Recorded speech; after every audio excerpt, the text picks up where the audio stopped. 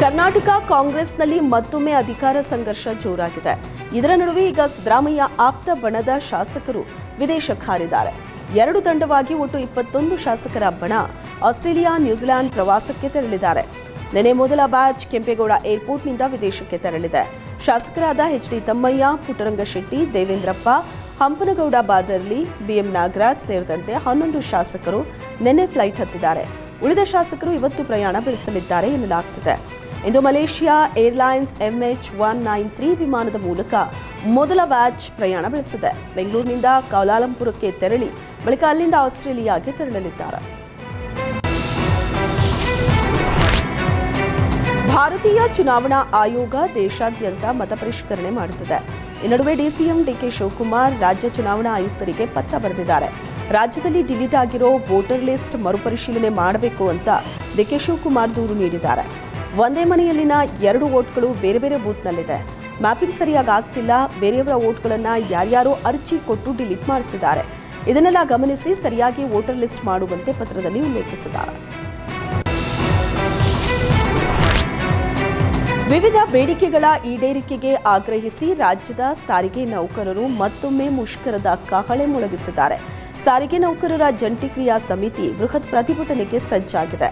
ಕಳೆದ ಬಾರಿ ಸಾರಿಗೆ ನೌಕರರ ಮುಖಂಡ ಅನಂತ ಸುಬ್ಬರಾವ್ ನಿಧನದ ಹಿನ್ನೆಲೆ ಬೆಂಗಳೂರು ಚಲೋ ಕಾರ್ಯಕ್ರಮವನ್ನು ಮುಂದೂಡಲಾಗಿತ್ತು. ಆದ್ರೀಗ ಫೆಬ್ರವರಿ 19ರಂದು ಬೆಂಗಳೂರಿನ ಫ್ರೀಡಂ ಪಾರ್ಕ್ನಲ್ಲಿ ಸಾವಿರಾರು ನೌಕರರು ಜಮಾಯಿಸಿ ಬೃಹತ್ ಮೆರವಣಿಗೆ ನಡೆಸಲಿದ್ದಾರೆ. ನಂತರ ಸಮಿತಿಯ ಮುಖಂಡರು ಚರ್ಚೆ ನಡೆಸಿ ಮುಂದಿನ ಹೋರಾಟದ ರೂಪುರೇಷೆಗಳನ್ನು ಘೋಷಿಸಲಿದ್ದಾರೆ. ಈ ಬೆನ್ನಲ್ಲೇ ಬಿಎಂಟಿಸಿ ಕರ್ತವ್ಯಕ್ಕೆ ಗೈರಾದರೆ ವೇತನ ಕಡಿತ ಹಾಗೂ ಶಿಸ್ತು ಕ್ರಮದ ಆದೇಶ ಹೊರಡಿಸಿದೆ. ರಾಯಚೂರಿನ ಸಿಂಧನೂರು ವಿಧಾನಸಭಾ ಕ್ಷೇತ್ರವನ್ನ ಜಿಲ್ಲಾ ಕೇಂದ್ರ ಘೋಷಣೆಗೆ ಆಗ್ರಹಿಸಿ ಸಭೆ ನಡೆಸಲಾಯಿತು.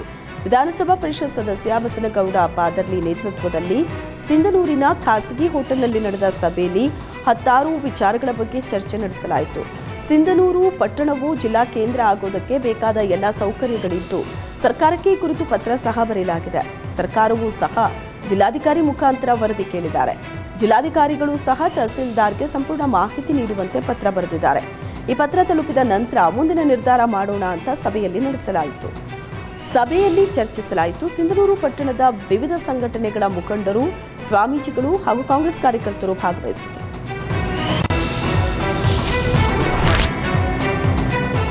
ಬಳ್ಳಾರಿ ಮೂಗಿಗಿಂತ ಮೂಗುತಿ ಭಾರ ಎಂಬಂತೆ ಸಾರಿಗೆ ಇಲಾಖೆಯಲ್ಲಿ ಸಾವಿರಾರು ಬಸ್ಗಳಿಂದ ಬರೋ ಆದಾಯಕ್ಕಿಂತ ಅದರ ನಿರ್ವಹಣೆಯ ವೆಚ್ಚವೇ ಹೆಚ್ಚಾಗಿದೆ. ರಾಜ್ಯದ 4 ನಿಗಮಗಳಲ್ಲಿ 25,863 ಸಾರಿಗೆ ಬಸ್ ಇದೆ. ನಿತ್ಯ ಪ್ರತಿ ಬಸ್ ಸಂಚಾರದಿಂದ ಬರೋ ಆದಾಯಕ್ಕಿಂತ ವೆಚ್ಚವೇ ಹೆಚ್ಚಾಗ್ತಿದೆ. ವೆಚ್ಚ ಸರಿದೂಗಿಸುವುದಕ್ಕೆ ಸಾರಿಗೆ ಇಲಾಖೆ ಹರಸಾಹಸ ಪಡುತ್ತಿದೆ. ಒಂದು ಬಸ್ಗೆ ಡೀಸೆಲ್, ಟೈರ್, ಟ್ಯೂಬ್ ಸೇರಿ ನಿರ್ವಹಣೆ ವೆಚ್ಚ ಪರಿಗಣಿಸಿ ಪ್ರತಿ ಕಿಲೋಮೀಟರ್ಗೆ 50 ರೂಪಾಯಿ ಆದಾಯ ಬರಬೇಕು. ಇನ್ನು ಎಕ್ಸ್ಪ್ರೆಸ್ ಬಸ್ಗೆ 45 ರಿಂದ 47 ರೂಪಾಯಿ ಆದಾಯ ಬರುತ್ತಿದೆ. ನಗರ, ಗ್ರಾಮೀಣ ಭಾಗಗಳಲ್ಲಿ ಸಾಮಾನ್ಯ ಬಸ್ಗಳಿಂದ ಪ್ರತಿ ಕಿಲೋಮೀಟರ್ಗೆ 30 ರಿಂದ 35 ರೂಪಾಯಿ ಮಾತ್ರ ಆದಾಯ ಬರುತ್ತಿದೆ. ಹೀಗಾಗಿ ಎಕ್ಸ್ಪ್ರೆಸ್ ಬಸ್ಗೆ 3 ರಿಂದ 5 ರೂಪಾಯಿ, ಸಾಮಾನ್ಯ ಬಸ್ಗೆ 15 ರಿಂದ 20 ರೂಪಾಯಿ ಹಣ ನಷ್ಟವಾಗಿದೆ.